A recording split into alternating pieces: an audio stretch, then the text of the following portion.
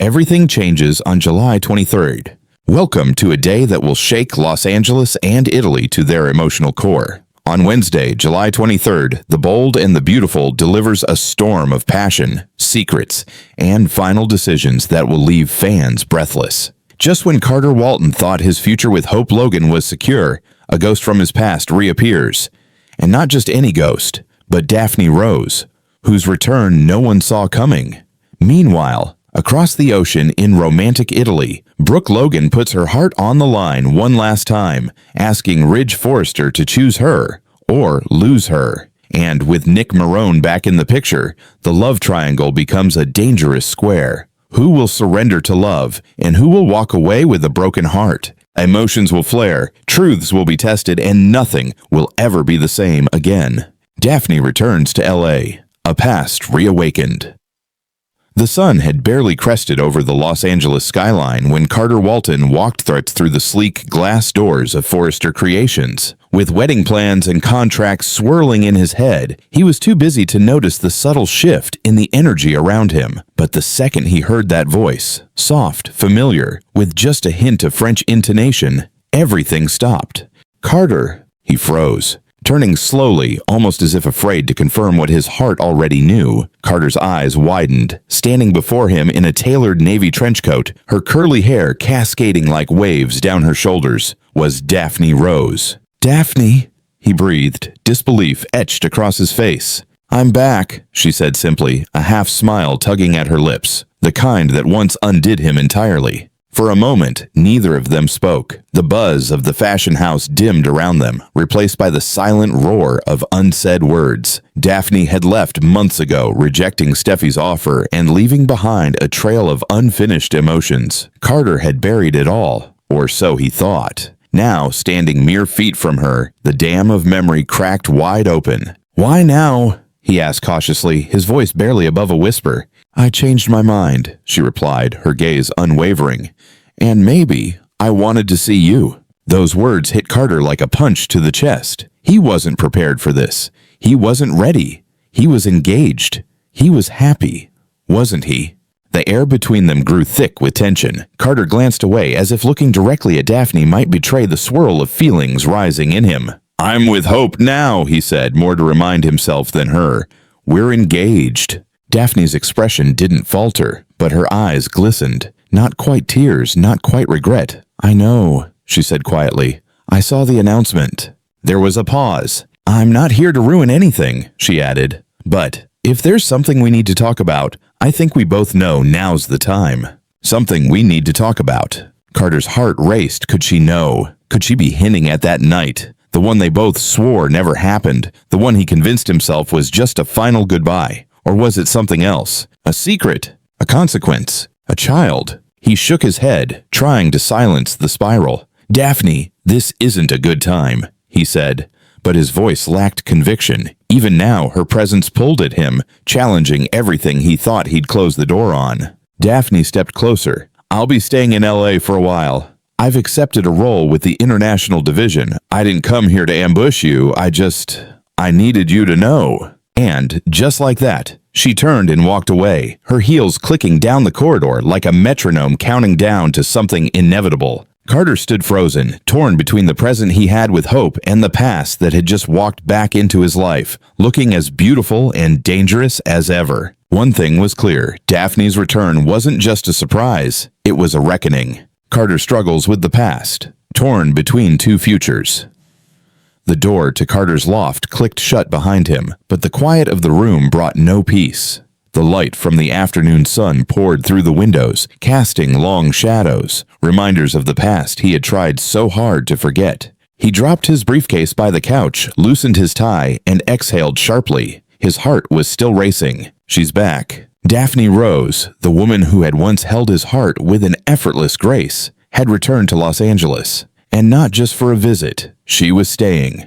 Carter sat on the edge of his couch, head in hands. The echo of her voice still lingered in his ears. That look in her eyes. Not cold, not confrontational, but knowing. Like she was holding something back. A secret. He hadn't told Hope about that final night with Daphne. He hadn't meant for it to happen. They'd met up to say goodbye. Two people aching from the weight of everything unsaid. There was wine. laughter, a kiss that turned into something more, something fleeting and forbidden. And then, silence. He never told anyone, not Steffi, not Ridge, not Hope, especially not Hope.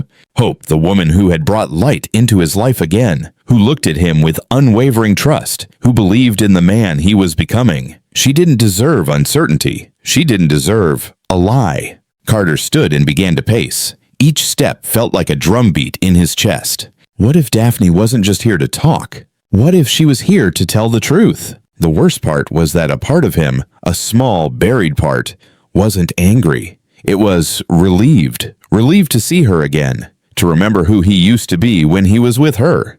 That scared him more than anything. A soft chime interrupted his thoughts. His phone lit up with a text from Hope. "Just checking in. How was your day, love?" Carter stared at the message. "How was my day? How do you tell the woman you're about to marry that your ex just walked into your life again, possibly carrying your secret?" His fingers hovered over the keyboard before finally typing. "Busy, let's talk tonight." Vague, safe, a lie of omission. He placed the phone face down and turned toward the mirror above the mantel. His reflection stared back at him, composed on the outside, unraveling within. He couldn't stop thinking about what Daphne said. If there's something we need to talk about. What could she mean? Was she carrying his child? Had she hidden a truth that would upend everything? Or was this just unfinished emotional business, haunting them both? Suddenly, he was back in Paris. That rainy night on the balcony of her apartment. They had danced barefoot under the storm, drenched and laughing. He had never felt so free, so unguarded. That version of Carter, he missed him. But he also remembered the heartbreak, the goodbye, the slow crumbling of what could have been. He turned away from the memory. The man in the mirror had changed. He wasn't chasing romance across continents anymore. He was building something stable, something real with hope. Still, if Daphne had truly moved on, why had she come back now? Why him? Why this week?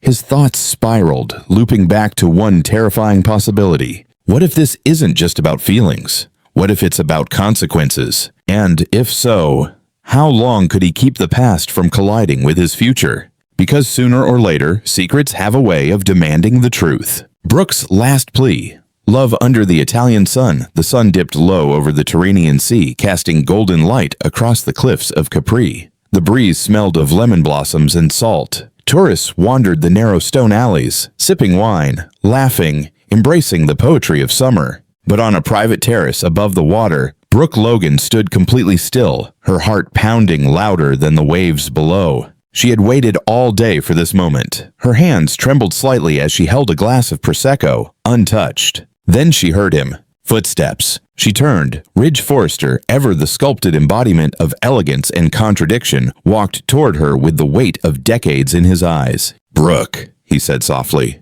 She gave him a smile, one that hid her desperation. "I wasn't sure you'd come.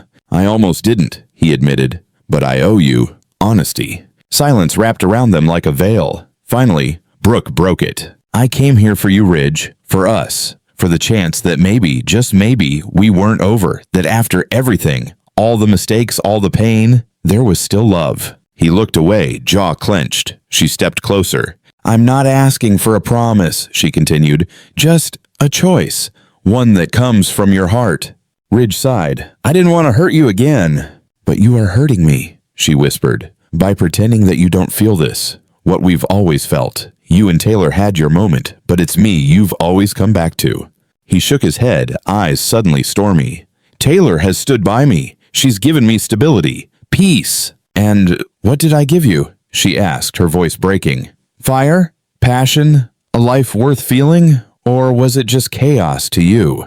He took a step toward her. For a brief moment, it looked like he might pull her into his arms, but instead he inhaled deeply. "You gave me everything," he confessed. "But this time, I can't go back. I made a commitment to Taylor, and I need to honor that." Brooke's heart cracked. The truth hit her like the waves smashing the cliffside below. "So this is goodbye," she said, trying to hold back tears. "For now," Ridge murmured. The sun dipped lower, turning the sky pink and lavender. Brooke placed her glass on the marble table beside them. "Then I hope you'll be happy, Ridge. Truly. But don't come looking for me when it all falls apart. Because next time, I may not be waiting."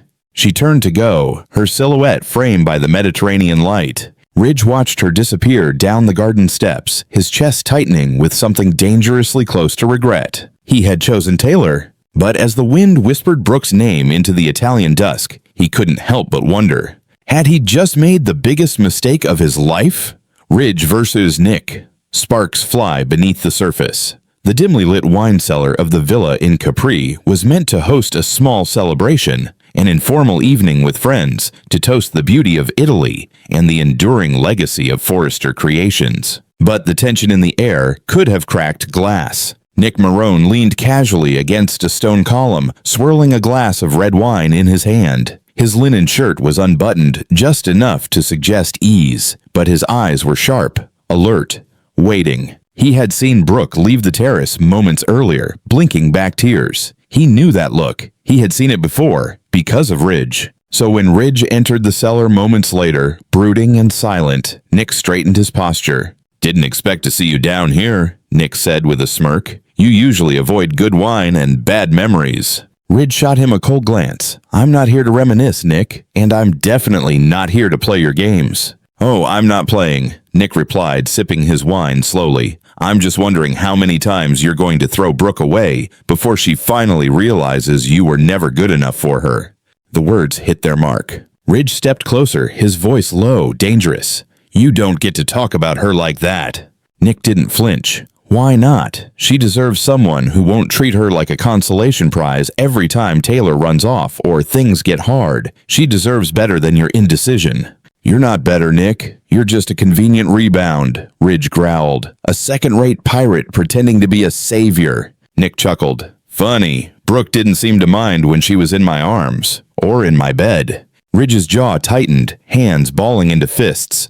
"You've always been jealous. Of the company, of the legacy, of me." "No," Nick shot back. "I've never envied your arrogance, but I do pity the women who fall for it."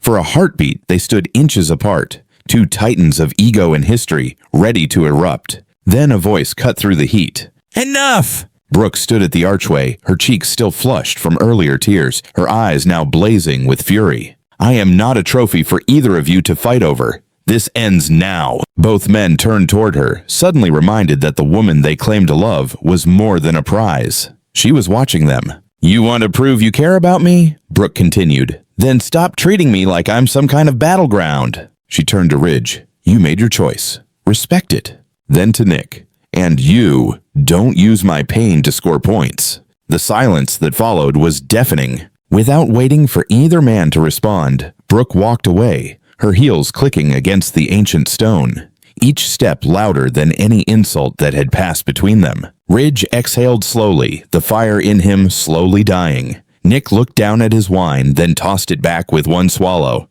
The battle had ended, but the war for Brooke's heart, it was far from over. Hope notices Carter's distraction, the beginning of doubt.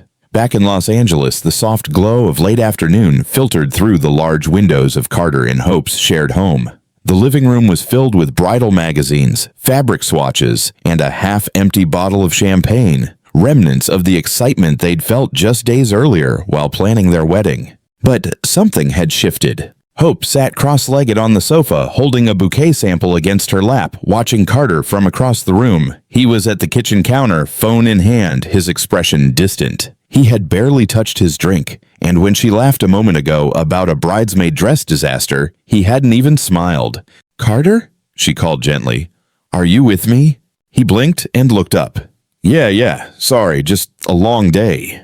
Hope nodded, though concern crept into her expression. "You've said that every night this week."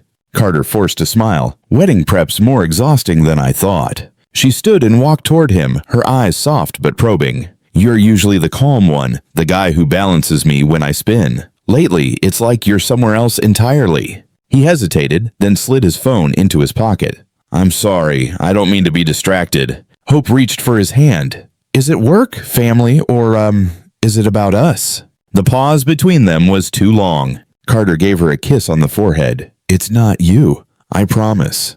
I'm just tired, that's all." But Hope knew better. She had known Carter long enough to recognize when something wasn't being said. Later that night, after dinner, Hope found herself alone in the living room again. Carter had stepped outside to take a quick call, but had been gone 20 minutes. Her gaze wandered to his phone, left face down on the coffee table. She didn't want to be the woman who snooped. She didn't want to be her mother. But doubt, once it takes root, grows quickly. She reached for the phone and froze when she saw the screen light up. A message from Daphne. "We need to talk. I can't keep this in much longer." Hope stared at the words, her breath catching. Daphne. That name meant something. A name she remembered from Carter's past. Briefly mentioned once in conversation. Nothing more. A woman he had dated while in Europe, long before they had gotten serious. But why was she texting now? And what couldn't be kept in? Hope placed the phone back down, slowly, like it was radioactive. Her fingers trembled as she crossed her arms tightly around herself. Had Carter seen Daphne recently? Was that why he was so distant? Was there something going on behind her back? She didn't want to jump to conclusions, but the message burned in her mind like fire on paper. She had to know the truth. The front door opened, and Carter walked back in casual, smiling. But now Hope wasn't smiling back. She was watching, listening, waiting. Because something had changed, not just in Carter, but in their relationship. And if secrets were creeping in, they wouldn't stay hidden for long. Daphne's secret, a storm waiting to break, the penthouse. Steffi had arranged for Daphne boasted sweeping views of downtown Los Angeles. But as dusk descended and city lights flickered to life, Daphne Rose stood at the window, arms wrapped around herself, feeling lonelier than ever. She had returned with a purpose, one she wasn't even sure she had the courage to fulfill. The suitcase she had yet to unpack lay forgotten by the bedroom door. On the table beside her sat a sealed envelope from a private clinic in Paris. Her name printed in sharp black ink. Inside was the confirmation she had feared and expected. Daphne closed her eyes, pressing a palm gently to her abdomen. She was pregnant. The truth had been undeniable for weeks, but it had taken her until now to stop running from it. And the father? Carter Walton. Their final night together in Paris had been reckless, emotional, and, in her heart, a goodbye. She had convinced herself that he'd moved on, that it was just closure, a last kiss under the storm, but it had become something more, something lasting. Now she was back in Los Angeles, and Carter was engaged. To Hope Logan, no less, the golden girl of Forrester Creations. Sweet, radiant, loyal, everything Daphne wasn't. How could she bring this news to Carter now? She imagined the look on his face, the shock, the guilt, the conflict. She imagined Hope's heartbreak. She imagined herself alone. A knock broke the silence. Daphne turned, startled. It was Steffi. "Mind if I come in?" Steffi asked, gently pushing open the door. She wore a concerned expression, the kind that knew too much. "I wasn't expecting company," Daphne replied, voice low. Steffi stepped inside anyway. "I saw your name pop up on the Forrester system. I figured you'd be staying here, and I figured you might need someone to talk to." Daphne hesitated. "You always did know how to read a room." Steffi walked to the table and picked up the unopened envelope. She didn't read it, but she didn't need to. "I was right, wasn't I?" she asked softly. "That night with Carter, something happened." Daphne nodded, tears threatening. "It wasn't planned. We weren't supposed to. It just happened. And then I left. I thought it was over. But now you're back. And pregnant," Steffi whispered.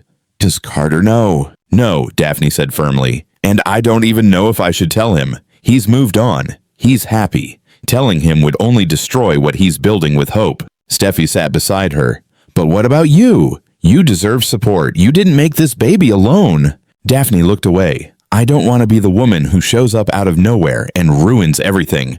I'm not that person." "Maybe not," Steffi agreed. "But if you keep this a secret, you're taking away his right to choose. And Hope's." Daphne was silent. Steffi stood. "Whatever you decide, make sure it's a decision you can live with, because secrets don't stay buried long in this town, and once they surface, everything changes." As Steffi left, Daphne returned to the window. This city, once so full of promise, now shimmered like glass, fragile, reflective, and one breath away from shattering. She glanced at her phone. Carter's name was still there in her recent calls. Her finger hovered above it. One call, one truth, one moment that could rewrite everything. Love, lies, and looming choices. The sun may have set on Los Angeles and Capri, but for the characters of the bold and the beautiful, how beautiful, the shadows have only just begun to lengthen. Carter stands at the edge of a precipice, with Hope's trust in his hands and Daphne's secret child possibly growing in silence. The life he's building could collapse in a heartbeat. One wrong word, one impulsive confession, and everything could come crashing down. Yet hiding the truth comes at its own cost.